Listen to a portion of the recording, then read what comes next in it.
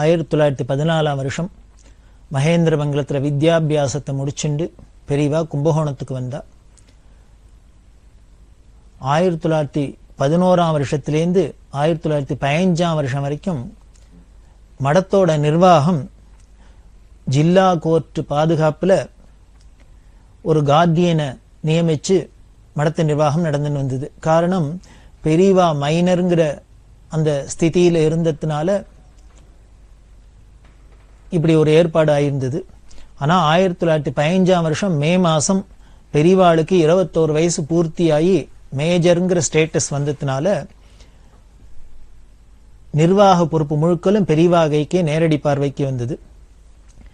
நேரடி பார்வைக்கு நிர்வாகம் வந்தா கூட நம்ம மடத்துல சம்பிரதாயம் அவ பேனா எடுத்து கையெழுத்து போடுறது, அந்த அலுவலகத்துல நிர்வாக ரீதியா என்னென்ன காரியங்கள் பண்ணணுமோ அதெல்லாம் இவா டைரக்டா பீடாதிபதிகள் பண்றது இல்லை. அதுக்கு பதிலா அவளோட ஷார்பில் ஸ்ரீகாரியம் ஏஜென்ட் அப்படின்னு ஒரு நிர்வாகஸ்தரை நியமனம் பண்ணி அவளுக்கு எல்லா பவரையும் கொடுத்து இந்த ஆச்சாரியால் என்னென்ன பண்ணணுமோ அதை எல்லாத்தையும் அந்த ஸ்ரீகாரியம் ஏஜென்ட் மூலமாக பண்றது அப்படிங்கிறது சம்பிரதாயம். அதுபடி பெரியவா தன்னோட நேரடி பொறுப்புக்கு வந்தோன்னு திருப்பாதிரிப்புலியூர் பசுபதி ஐயர் அப்படிங்கிறவர் ஸ்ரீகாரியம் ஏஜென்ட்டா நியமனம் பண்ணினா. இவர் எந்தவித சன்மானமும் வாங்கிக்காத, சம்பளமும் வாங்கிக்காத மடத்துல ஸ்ரீகாரியம் ஏஜென்ட்டா இருந்து கைங்கரியம் பண்ணினர். பெரியவா பட்டத்துக்கு வந்த அன்னிலேருந்தே இவருக்கு மடத்தோட பெரிய தொடர்பு உண்டு. அப்படி ரொம்ப ஒரு தியாகத்தோட கைங்கரியம் பண்ணியிருக்கார் இந்த பசுபதி ஐயர். அப்படி 1915 வருஷம் நேரடி நிர்வாகம் வந்தோன்னு பெரியவா நிர்வாகத்துல முதல்ல நடந்த விசேஷம் சங்கர ஜெயந்தி. அந்த வருஷம் சங்கர ஜெயந்தியை வெகு விமர்சையா பெரியவா கும்பகோணம் மடத்துல கொண்டாடினா. அப்போ ஆரிய தர்மம் அப்படின்னு ஒரு மாத சஞ்சிகை, தமிழ் மாத பத்திரிகை, அதை வெளியிடுறதுக்கு ஆரம்பிச்சா. பிற்காலத்துல அது ரொம்ப பிரசித்தமா நன்னா நடந்திருந்தது. இந்த ஆரிய தர்மத்தை ஸ்ரீரங்கத்துல வாணிவிலாஸ் பிரஸ் அப்படின்னு ஒரு பிரசித்தமான பிரஸ், அதுல டி.கே. பாலசுப்ரமணியர் அப்படின்னு அவரோட மேற்பார்வையில அவரோட பொறுப்புல தான் இந்த ஆரிய தர்மம்ங்கிற பத்திரிகை வெளிவந்திருந்தது. அதுக்கப்புறம் 1916 வருஷம் கும்பகோணத்துல நவராத்திரி உற்சவம் நடந்தது. இந்த நவராத்திரி உற்சவத்தை வெகு விமர்சையா கொண்டாடினா பெரியவா. எவ்வளவு விமர்சையா கொண்டாடினா அப்படின்னா, அதுக்கு என்னென்னலாம் செலவாச்சு அப்படிங்கிறது மடத்துல கணக்கு இருக்கு. அதுல பார்த்தீங்கன்னா 50,000 ரூபா போல ரொக்கமா செலவழிஞ்சிருக்கு. இது சாப்பாட்டு செலவை தவிர. சாப்பாட்டு செலவையும் சேர்த்தா லட்ச போஜனம் அப்படின்னு பண்ணி வச்சிருக்கா. லட்சார்ச்சனை, லட்ச தீபம், லட்ச போஜனம் அப்படின்லாம் பண்ணி வச்சா. அப்படின்னா 1,00,000 பேருக்கு சாப்பாடு போடணும் அப்படின்னா அன்னதான செலவு எவ்வளவு ஆகியிருக்கும்? மடத்துக்கு பக்கத்துல பின்னால சேஷையா சஷில் அப்படின்னு திவானா இருந்தவ, அவளோட பங்களால தான், அவளோட வீட்டுல தான் ஸ்டோர் ரூமா வச்சிருந்தா. அப்படின்னா கும்பகோணத்துல தஞ்சாவூர் ஜில்லால இருந்த எல்லா தனிகர்களும் தங்களால ஆன சாமான்கள்லாம் கொண்டு ஒரு மாசத்துக்கு முன்னாலேயே இங்க மடத்துக்கு காணிக்கையா கொடுக்க ஆரம்பிச்சிட்டா. அங்க மடத்துல வைக்கிறதுக்கு இடம் இல்லாத அங்க பின்னால வீட்டுல கொண்டு வைக்க முடியுமா, பெரிய வீட்டுல வைக்க முடியுமா இருந்தது. அந்த அளவுக்கு சாமான்கள்லாம் சேர்ந்து விமர்சையா நடந்தது. இந்த அன்னதான செலவு, இந்த 50,000 ரூபாய் செலவு எல்லாத்தையும் சேர்த்தா கிட்டத்தட்ட 1,00,000 ரூபா போல செலவாகி இருக்கலாம். ஏன்னா பெரிய காரியமா அப்படின்னு நமக்கு தோணலாம். கொஞ்சம் யோஜனை பண்ணி பாருங்க. ரூபா நோட்டுனா என்னன்னு தெரியாத காலம் 1916 வருஷத்துல ஒரு நவராத்திரி உற்சவத்துக்கு 9 நாள் 10 நாளைக்கு 1,00,000 ரூபாய் செலவழிச்சுது அப்படின்னா எவ்வளவு விமர்சையா நடந்திருக்கணும். இவ்வளவு இன்ஃப்ளேஷன் எல்லாம் உயர்ந்து பணவிக்கலாம் உள்ள காலத்துல கூட, இவ்வளவு விலைவாசி உயர்ந்த காலத்துல கூட எல்லாரும் நவராத்திரிக்கு 1,00,000 ரூபாய் செலவழிக்கணுமா அப்படின்னு தெரியல. ஆனா பெரியவா 1916 வருஷமே நவராத்திரி செலவு 1,00,000 ரூபாய்க்கு போல செலவழிச்சிருக்கா. அப்படின்னா பெரியவா பண்ற ஒவ்வொரு காரியமும் இப்படித்தான் இருக்கும் போல இருக்கு. இனிமே நம்ம பண வால்யூவை வச்சுன்னு தான் இல்ல நாம எடை போடுறதுங்கிறது இல்லை, ஒரு நமக்கு புரியணுங்கிறதுக்காக இதை சொன்னேன். அதுல பார்த்தேன்னா லட்சதீபம் அப்படின்னும் கும்பகோணம் மடத்துல இன்னமும் இருக்கு. எல்லா இடத்துலையும் மரத்தினால யானை மாதிரி உருவம், துவாரபாலகா மாதிரி உருவம், சிவலிங்கம் மாதிரி உருவம் இதெல்லாம் பண்ணி அதுல பித்தளையில விளக்கெல்லாம் பொருத்தி அதில் நெய்யை விட்டு ஏற்றி வைக்கிறது. பார்த்தா சாயந்தர வேளையில ஜெகஜோதியா திரும்பின இடம்லாம் ஜோதிர்மயமாக இருக்கும். அப்படி ஒரு லட்சதீபம் ஏற்றி அலங்காரம், அம்பாளுக்கு லட்சார்ச்சனை, நூற்றுக்கணக்கான சஹஸ்ரநாமங்கள், சுவாசினி பூஜைகள், சண்டி ஹோமம், வேத பாராயணங்கள், இன்னும் தேவி மகாத்மிய பாராயணம், இன்னும் என்னென்ன உண்டோ. ஒரு பக்கம் பார்த்தாக்க திரும்பின இடம்லாம் ஒரே கோலாகலம். ஒரு பக்கம் பார்த்தா வைதிகள்லாம் வேத கோஷமாக இருக்கும், இன்னொரு பக்கம் பார்த்தா பூஜை நடந்துன்னு இருக்கும், இன்னொரு பக்கம் பார்த்தா வித்வான்கள்லாம் சங்கீத கச்சேரி பண்ணிட்டு இருப்பா. இப்படி எங்க திரும்பினாலும் ஒரே கோலாகலமா மக்களமா இந்த நவராத்திரி உற்சவம் நடந்தது. இந்த நவராத்திரி உற்சவத்துல லட்ச போஜனம் அப்படின்னு அதை நடத்தினவர் தேப்பெருமாநல்லூர் ராமசுவாமி சிவன் அப்படின்னு சொல்லுவா. அவர் அன்னதான சிவன் அப்படின்னு குறிப்பிடுவா. தஞ்சாவூர் ஜில்லால அன்னதான சிவன் அப்படின்னா தெரியாதவா இருக்க முடியாது அந்த காலகட்டத்தில். இந்த அன்னதானம் பண்றதுக்குன்னே ஒரு அவதாரம் அப்படின்னு சொல்லலாம் அந்த அன்னதான சிவன். அப்படி அன்னதானம் பண்ணிக்க தஞ்சாவூர் ஜில்லால எந்த கோவில்ல எந்த இடத்துல என்ன உற்சவம் நடந்தாலும் அதுக்கு தன்னோட பரிவாரங்களோட போய் நூற்றுக்கணக்கான ஆயிரக்கணக்கான பேருக்கு எப்போ வந்தாலும் வயிறு நிறைய அன்னம் போடுறதுங்கிறது இந்த அன்னதான சிவனோட கைங்கரியம். அதனாலே அவருக்கு அன்னதான சிவன் அப்படின்னு பேரு. இப்படி அன்னதானம் பண்ணினவர் என்ன கோடீஸ்வரா அப்படின்னா இல்லை. அவரோட சொத்து என்ன அப்படின்னா, அவர் மனைவி காலமானதுக்கு அப்புறம் மடத்திலேயே கும்போண மடத்திலேயே தங்கி இருந்தார்.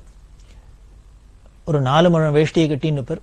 அவர்கிட்ட ஒரு பழைய மாட்டு வண்டி, ஒரு காளமாடு இருக்கும். இவர் காலங்கார்த்தால ஸ்நானம் பண்ணிவிட்டு பட்டப்பட்டையா விபூதியும் போட்டுண்டு நேரம் இந்த வண்டியை எடுத்துண்டு அதில் மாட்டை பூட்டி வண்டியில ஏறி உட்கார மாட்டார்.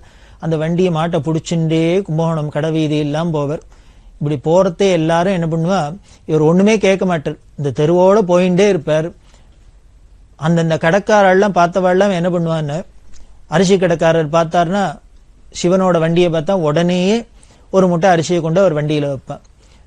அடுத்தது வெள்ளை கடைக்காரா இருந்தா உடனே வெள்ளத்தை கொண்டு வைப்பா, புளியை கொண்டு வைப்பா, உப்பை கொண்டு வைப்பா, மிளகாயை கொண்டு வைப்பா.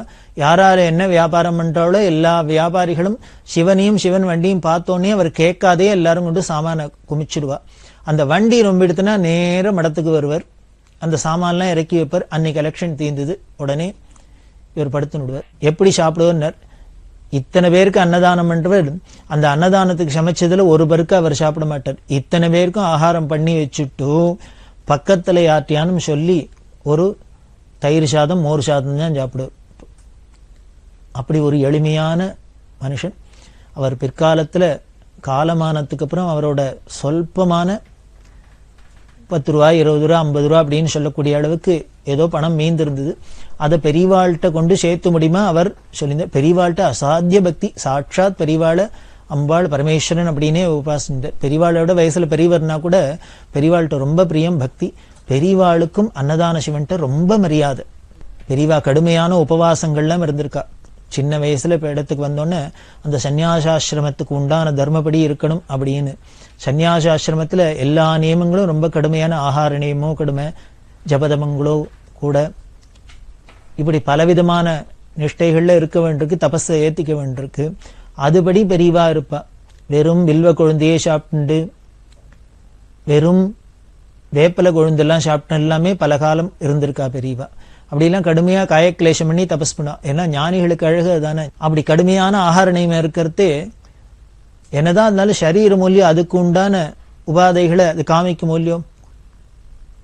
அதெல்லாம் காமிக்கிறதே மடத்துல நிர்வாகத்துல இருக்கிறவளுக்கு ரொம்ப கஷ்டமா இருக்கும். எல்லாரும் சாப்பிட்டுட்டு பெரியவா மட்டும் சாப்பிடாத இருந்து அதனால உடம்பு உபாதையெல்லாம் இருந்ததுன்னா எல்லாருக்கும் மனசு வருத்தமா இருக்கும் இல்லையோ. அதனால இந்த உடம்பு உபாதையை உத்தேசிச்சாலும் பெரியவா தானும் கொஞ்சமான அல்ப ஆகாரமானும் எடுத்துக்கணும்னா பெரியவா எடுத்துக்கிறது இல்லை அப்படின்னா உடனே என்ன பண்ணுவாளாம், நேர அன்னதான சிவன்கிட்ட சொல்லி நீங்க போய் பெரியவாளை ஆகாரம் பண்ணணும்னு சொல்லுங்க, நீங்க சொன்னா கேட்பா அப்படின்னு சொல்லணும். இது எதுக்கு சொல்றேன் அப்படின்னா, அன்னதான சிவன் மேல பெரியவாளுக்கு எவ்வளவு பிரியம் இருந்தது அப்படின்னு. பெரியவா பின்னால மெட்ராஸ்ல தங்கி இருந்தா. மெட்ராஸ்ல இருக்கிறதே மகாமக உற்சவத்துக்காக அன்னதானத்துக்கு கலெக்ஷன் பண்ணணும்னு இங்க மெட்ராஸ்க்கு வந்தார். அப்படியே பெரியவாளையும் தரிசனம் பண்ணினார். பண்றதே மெட்ராஸ்ல கொசு ஜாஸ்தியா இருந்து பெரியவா கால்லாம் ஒரே கடிச்சிருந்தது. நமஸ்காரம் பண்ணினவர் பார்த்தா பாதத்துல செவக்க செவக்க இப்படிலாம் இருக்கிறது பார்த்தோன்னு ரொம்ப வருத்தப்பட்ட பெரியவாள்கிட்ட தாபத்தோட சொன்னார். ஒரு தாயார் குழந்தைகிட்ட சொல்றாப்புல, பெரியவாளுக்கு அவ சரீரத்தை லட்சியம் இல்லாத இருக்கலாம், ஆனா பக்தாளுக்கெல்லாம் சொந்தமான சரீரம் எது? அந்த சரீரத்தை எவ்வளவுக்கு எவ்வளவு பாதுகாத்து எத்தனை நாள் இருக்கோ அவ்வளவுக்கு அவ்வளவு நாங்க தரிசனம் பண்ணி அத்தனை நாள் அனுகிரகத்தை அடையலாம். அதனால பெரியவா எங்களை உத்தேசிச்சு பக்தாளை உத்தேசிச்சாலும் இந்த சரீரத்துக்கு ஒரு சவரட்சணை பண்ணணும், அது பாதுகாக்கணும். இந்த கொசு வந்ததுன்னா பெரிய வியாதி எல்லாம் வந்துடும், அதனால பல உட்பாதங்கள் ஏற்படும், அதனால பெரியவா அதெல்லாம் ப்ரொடெக்ட் பண்ணிக்கணும் அப்படின்னு சொல்ல, கொசுவலை கட்டின்னு படுத்துக்கணும் அப்படின்னு தானே கொசுவலை வாங்கி கொடுத்து இதுல பெரியவா தான் படுத்துக்கணும் அப்படின்லாம் சொன்னார். அவரோட அந்த பிரார்த்தனைக்காக பிரியத்துக்காக பெரியவா கொஞ்ச நாளைக்கு அதெல்லாம் உபயோகப்படுத்தியிருந்தா. அந்த அளவுக்கு அன்னதான சிவன்ட்டு பெரியவாளுக்கு ஒரு பிரியம் உண்டு. இந்த அன்னதான சிவன் இந்த நவராத்திரி உற்சவத்துல லட்சபோஜனம்லாம் ஏற்பாடு பண்ணினர். எப்படி இருக்கும் அப்படின்னா, சமையல் உள்ள பார்த்தா 1000 பேர் ஒரே சமயத்துல உட்கார்ந்து சாப்பிட்றாப்புல டைனிங் ஹால், 200 பேருக்கு மேல சமயக்காரர்கள், அந்த சிப்பந்திகள் 200 பேருக்கு மேல. 200 பேர் ஒரு கிச்சன்ல காரியம் செய்யறன்னா அதுல ப்ரிப்பரேஷன்லாம் எவ்வளவு பெரிய அளவில் இருக்கும் அப்படின்னு நாம கற்பனை பண்ணி பார்க்கலாம். ஒரு உதாரணத்துக்கு சொன்னா, பெரியவாளே சொல்லியிருக்கா, அவர் சமைச்சு வச்செல்லாம் எப்படி இருக்கும் அப்படின்னு. அந்த அழகெல்லாமே கேட்கறதுக்கே ஆச்சரியமா இருக்கும். அவர் சாதம் வடிச்சு குமிச்சு வச்சிருந்தார்னா மலை மாதிரி இருக்கும், அன்னமலையா இருக்கும்.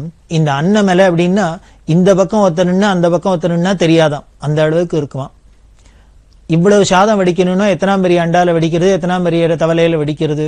அதுக்கு என்ன பண்ணுறான் அப்படின்னா, கீழே ஓலப்பாயை பரத்திட்டு அதில் கொதிக்க கொதிக்க கொதிக்க 2 முட்டை சாத்தை வடிச்சு அதில் பரத்திட வேண்டியது. அது மேலே மெல்லீஷா ஒரு வெள்ளை துணியை போட வேண்டியது. அது மேலே 2-3 மூட்டை அரிசியை கொட்டிட வேண்டியது. அது மேலே ஒரு வெள்ளை துணியை போட வேண்டியது. அது மேலே 3-4 முட்டை அரிசி சாத்தை வடிச்சு கொதிக்க கொதிக்க அது மேலே போட்டு மேலே இன்னொரு ஓலப்பாயை போட்டு எல்லாத்தையும் சேர்த்து சாக்கால சுத்தி அப்படியே வச்சிருவாளாம்.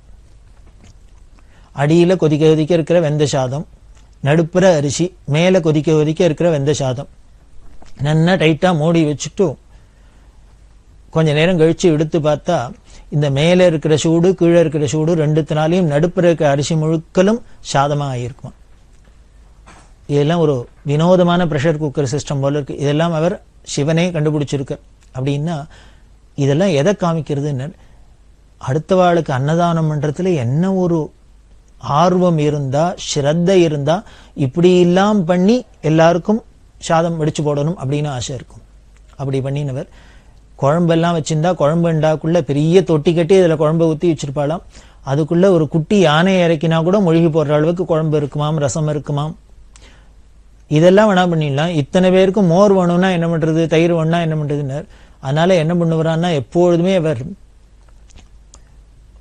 எல்லார் வீட்லையும் பாலெல்லாம் மீந்தா அதை தயிரா ஆக்கி தங்கிட்ட கொண்டு கொடுக்க சொல்லுவார். அந்த மரப்பீப்பா இருக்குமா, அந்த மரப்பீப்பாக்குள்ள இந்த தயிரெல்லாம் ஊத்திண்டே வருவா. வந்து மேல ஒரு கார்க்கு போட்டு சீல் வச்சுட்டே வருவா. அந்த பீப்பா ரொம்ப எடுத்துனா கார்க்கு போட்டு சீல் வச்சு அரக்கு சீலை வச்சு பக்கத்துல உள்ள கோவில் குளத்துல அதை தூக்கி விட்டுறது, மதக்க விட்டுறது. ஃப்ரிட்ஜ் போல இருக்கு.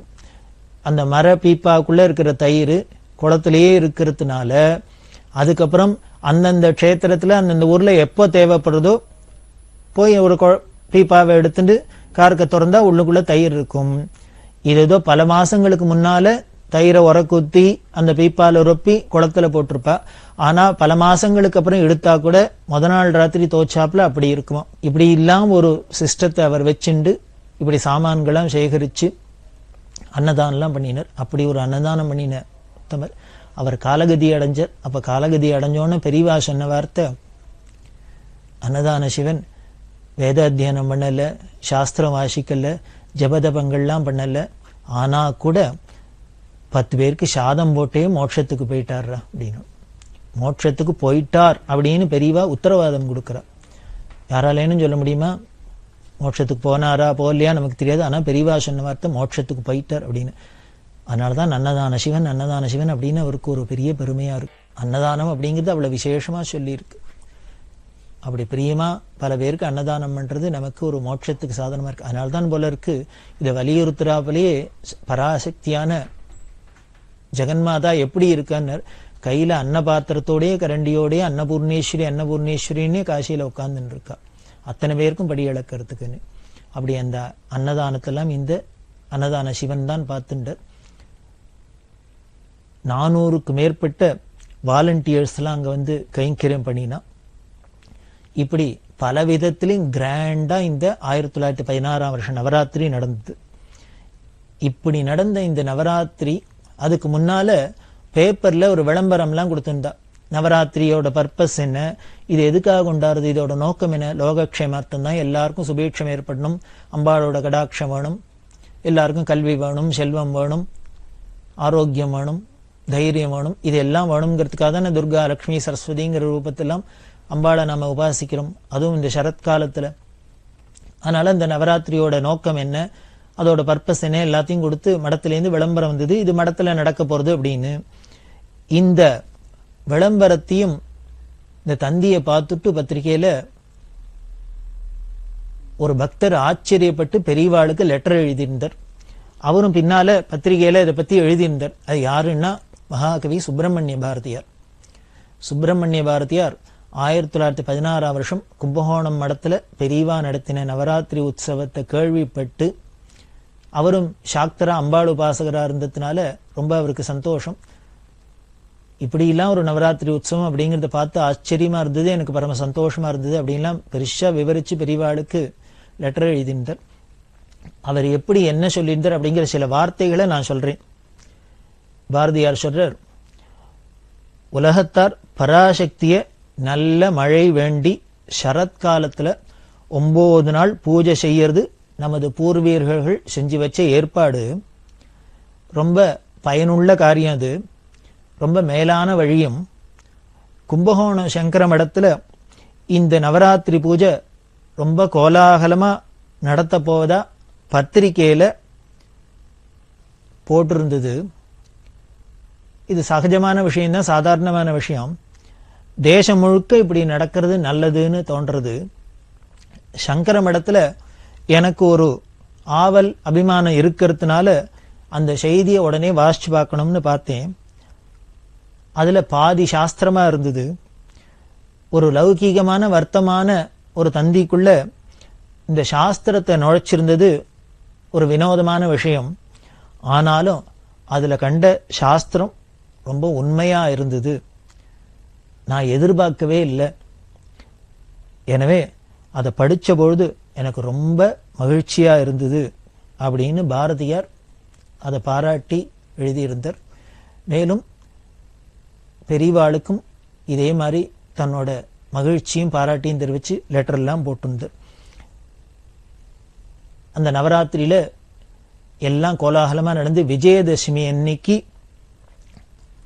பெரியவா பட்ன பிரவேசம் பண்ணினா. யானை மேல அம்பாரியில உட்கார்ந்து பட்ன பிரவேசம் பண்ண நகரத்தார் செட்டியார்களோட ஏற்பாடுல இந்த விஜயதசமி விஜய யாத்திரை நடந்தது. கிட்டத்தட்ட 1 கிலோமீட்டர் வரைக்கும் கூட்டம். அதுல பலவிதமான வான வேடிக்கைகள், விளக்கு அலங்காரங்கள், இன்னும் குதிரை ஆட்டம், இந்த கரகாட்டம் முதலான கிராம வாத்தியங்கள், அந்த வித்தைகள்லாம் உள்ளது. இன்னும் நாதஸ்வரம், பேண்டு, அது முதலான எல்லாத்தோடையும் ஜெகஜோதியா 1 கிலோமீட்டர் அளவுக்கு நீளத்துக்கு இந்த ப்ரொசஷனோட பெரியவா விஜய யாத்திரை பண்ணினா. இப்படி இந்த விஜயதசமியோட இந்த நவராத்திரி பூர்த்தியாச்சு. இந்த 1914ஆம் வருஷம் வித்யாபியாசம் முடிஞ்சு கும்பகோணம் வந்தான்னு பார்த்தோம். அந்த 1914ஆம் வருஷத்திலேருந்து 18ஆம் வருஷம் வரைக்கும் கும்பகோணத்திலேயே தான் பெரியவா இருந்தா. அந்த 4-5 வருஷத்துல பல சுவாரஸ்யமான காரியங்கள்லாம் நடந்தது. அப்போ பல வித்வான்கள்லாம் பெரியவாள்கிட்ட வந்தா. பெரியவா வித்யாபியாசம்லாம் முடிச்சுண்டு பெரிய சர்வஜனா அதிமேதாவியா இங்க பிரகாசிந்தது. எல்லாம் தேசம் முழுக்கலும் பரவிந்தது. நாட்டில் உள்ள பல பாகங்கள்லேருந்தும் பல பேர் வந்து பெரியவா தரிசனத்துக்கு வந்து பெரியவாளோட அளவலாவி தங்களோட துறைகளை உள்ள விஷயங்கள்லாம் ஆராய்ச்சி பண்ணி பேசி பல விஷயங்கள் தாங்கள் புதுசா தெரிஞ்சுட்டு இப்படி எல்லாம் ரொம்ப சந்தோஷமா கழிச்சிருந்தா. அப்படி இருக்கிறதே பல சாஸ்திர வித்வான்கள்லாம் வந்து சாஸ்திர சதஸ்லாம் நடக்கும். அந்த சாஸ்திர சதஸ்ல பார்த்தேன்னா சில சமயங்கள்ல இந்த பண்டிதாள்லாம் ஒருத்தருக்கு ஒருத்தர் சண்டை போட்டுக்கிறாப்புலாம் இருக்கும். ஒருத்தர் சொன்னதை இன்னொருத்தர் ஒத்துக்க மாட்டா, இன்னொருத்தர் சொன்னதை இன்னொருத்தர் ஒத்துக்க மாட்டா, அப்படி எல்லாம் வாக்குவாதம்லாம் நடக்கும். பட்டி மண்டபம் அப்படின்லாம் சொல்லுவேன், அதெல்லாம் தானே விசாரம் தானே. அப்படி எல்லாம் பண்ணிட்டு இருக்கிறதே அப்படி ஒரே அமக்களமா நடக்கிற இடத்துல பெரியவா வந்து உட்கார்ந்துட்டு இதுக்கு ஒரு சமாதானம் சொல்றதே அத்தனை பேரும் ஆஹா ஆஹா ஆஹான்னு ரெண்டு பக்கத்தை சேர்ந்த பண்டிதாலும் இதை நியாயம், இது சரி அப்படின்னு ஒத்துக்கிறாப்புல இருக்கும். எல்லாருக்கும் ஒரு அதிசயமா இருக்கும், இந்த சின்ன வயசுல இப்படி ஒரு மேதாவிலாசமா எப்படி பிரச்சனைகளை ரொம்ப எளிமையா அணுகிறா, அதுக்கு எப்படி ஒரு சுலபமான தீர்வு சொல்றாளே அப்படின்னு எல்லோரும் சந்தோஷப்படுறாப்புல இருந்தது. அதே மாதிரி வடமொழி தென்மொழின்னு சொல்லக்கூடிய சமஸ்கிருதம் தமிழ் முதலான லாங்குவேஜஸ்ல உள்ள லிட்ரேச்சர்லாம் எடுத்துட்டு அதுல என்னென்ன அருமை பெருமைகள்லாம் இருக்குன்னு அதை அலசி ஆராயிருது. அதை சேர்ந்தவாள்லாம் வந்து அவள்லாம் சந்தோஷப்படுவா. சங்கீதம், சங்கீதத்தில் உள்ள பல மேதைகள், அந்த காலத்தில் இருந்த வித்வான்கள் அத்தனை பேருமே பெரியவாள்கிட்ட வந்து தங்களோட சங்கீதத்தை அர்ப்பணம் பண்ணி தங்களோட கலையை அர்ப்பணம் பண்ணினத்தோட இல்லை, அதில் உள்ள பல நுணுக்கங்கள்லாம் விசேஷமான ரகசியங்கள்லாம் பெரியவாள்கிட்டேருந்து தெரிஞ்சுன்னு போறாப்புல பெரியவாளோட சங்கீத ஞானம் அப்போ இருந்திருந்தது. அது மாதிரி பல்துறையை சேர்ந்த எல்லா கலைஞர்களும் வந்து வந்து வந்து வந்து மடத்தில் ஒரு பெரிய சர்வஜ்ஞ பீடம் அப்படிங்கிறதுக்கு ஏத்தாப்புல சரஸ்வதியோட வாசஸ்தலமாவே இந்த காஞ்சி காமகோடி பீடம் கும்பகோணத்தில் பரிணமிச்சிருந்தது அந்த காலகட்டங்களில். அப்போ 1917ஆம் வருஷம் என்ன பண்ணினா, இந்த புதுசா ஸ்கீம் போட்டு அந்த தர்மத்தை வளர்க்கறதுல பெரியவாளுக்கீடு பெரியவாதான். அவ பண்ணியிருக்கிறாப்புல அசாத்திய சாதக சுவாமின் அப்படின்னு சொல்லக்கூடிய அளவுக்கு அவளுக்கு தனியா அதுக்குன்னு பிரத்யேகமா தோணும். அதை சொல்ற அழகும், அதை தீர்மானம் பண்ற அழகும், அதை நிறைவேற்றுற அழகும் ரொம்ப விசேஷமா இருக்கும்.